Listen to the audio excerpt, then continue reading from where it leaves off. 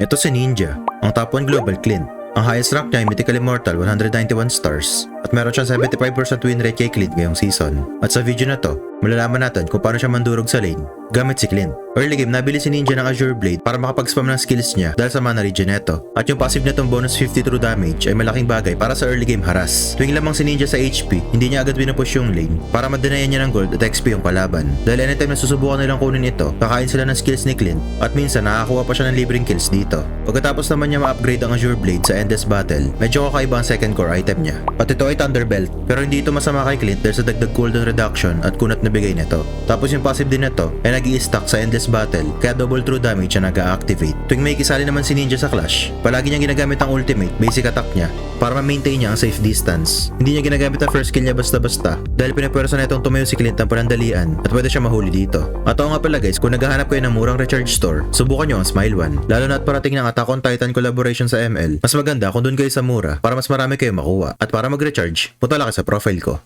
Para sa full item build, ito ang gamit niya. Tapos sa emblem naman, Assassin na may Rapture, Weapon Master, at Quantum Charge.